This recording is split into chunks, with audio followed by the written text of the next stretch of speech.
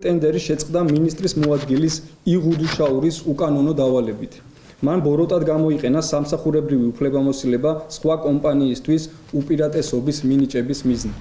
სასწრაფო დახმარების ეს მანქანები ახალი სკანდალის საფუძველი გახდა. გამოძიება ამტკიცებს, რომ ჯანდაცვის სამინისტრომ ტენდერი ჩააწყო და საბუთები ისე შეადგინა, რომ მილიონების სასწრაფოების შესაძენად ერთი კონკრეტული კომპანიის ანგარიშზე წასულიყო. მთავარი ბრალდებული ჯერ ამ საქმეში მინისტრის მოადგილეა. ფინანსური პოლიცია ამტკიცებს, რომ ილია ღუდუშაური იყო ის მაღალჩინოსანი, ვინც 2022 წელს გამოცხადებული ტენდერი ჩაშალა, რადგან დაბალი ფასის გამო სულ სხვა კომპანიამ მოიგო, რაც მის ინტერესში არ შედიოდა. წინასწარ შეულ კომპანიას სამინისტრომ უსაფუძვლოდ გადაუხადა 2,118,196 ლარი, რითაც არსებითად დაირღვა სახელმწიფოს კანონიერი ინტერესები. ქართული ოცნების ფინანსური პოლიციის მტკიცებით, ქართული ოცნების მაღალჩინოსნები ფულს სასწრაფო გადაუდებელი დახმარების მანქანების ტენდერებით შოულობდნენ. სქემა ასე მუშაობდა. 100 სასწრაფო მანქანის საყიდლად ტენდერი ჯანდაცვის სამინისტრომ 2022 წლის 27 სექტემბერს გამოაცხადა.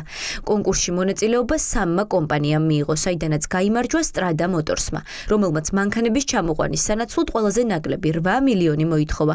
გამოძიების ვერსიით ღუდუშაურმა ეს შეთანხმება ჩაშალა და რამდენიმე თვეში ახალი ტენდერი ისეთი პირობებით გამოაცხადა, რომ GT Motors მოეგო. არ ვიცი რა შედავები ამჯერ, რადგან ბრალი არ აქვს ოფიციალურად წარდგენილი.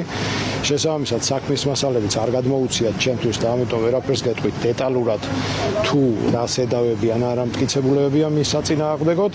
ახლა მთავარი კითხვა აპირებს თუ არა ალაპარაკებას ილია ღუდუშაური. მანამდე მისი ძმა იყო დაკავებული ტენდერების ჩაწყობის საქმეზე, რომელიც თავდაცვის სამინისტროში მუშაობდა. ვლადიმერ ღუდუშაურმა ხელი მინისტრს ჯუაშარ ბურჯულაძეს დაადო და ციხიდან გამოუშვეს. ახლა საინტერესოა გააკეთებს თუ არა იგივეს მეორე ძმა. გამოძიების ინტერესის საგანია კომპანია GT Motorsიც.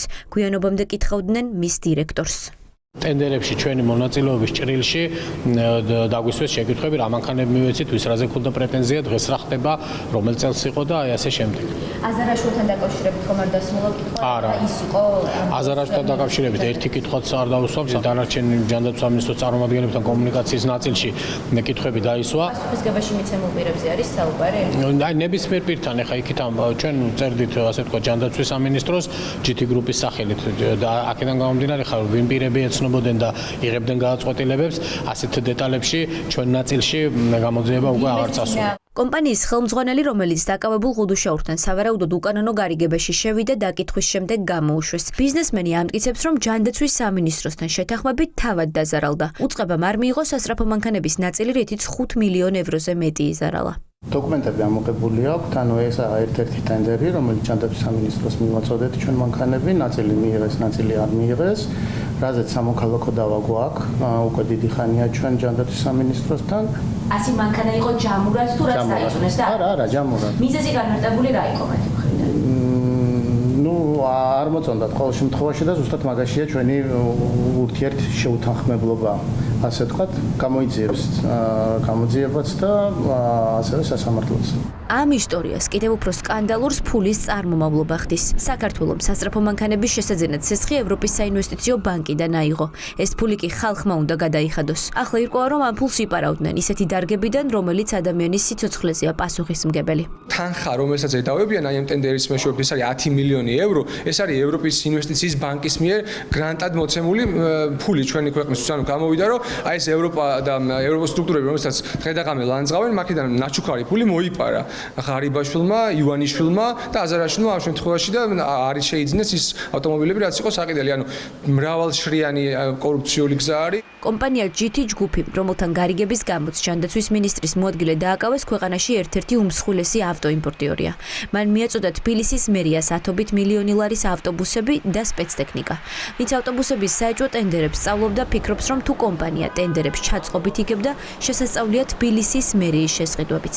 თითქმის 300 მილიონი ლარის შესყიდვები აქვს სახელმწიფოს განხორციელებული GT ჯგუფიდან და მათ შორის საინტერესოა, რომ ყველა მუნიციპალიტეტისთვის, მათ შორის თბილისისთვისაც მას მიწოდებული აქვს მუნიციპალური ტრანსპორტი. 60 მილიონ ლარზე მეტის ღირებულების ავტობუსები ყავს თბილისში შემოყვანილი GT ჯგუფს და თუკი ტენდერების მორგება ხდებოდა ჯანდაცვის სამინისტროში, ხომ არ ხდებოდა ტენდერების მორგება მუნიციპალიტეტებში. GT Motors-ის ცენტრალური ოფისიდან დოკუმენტების ნაწილი გამოძიებას უკვე ამოღებული აქვს.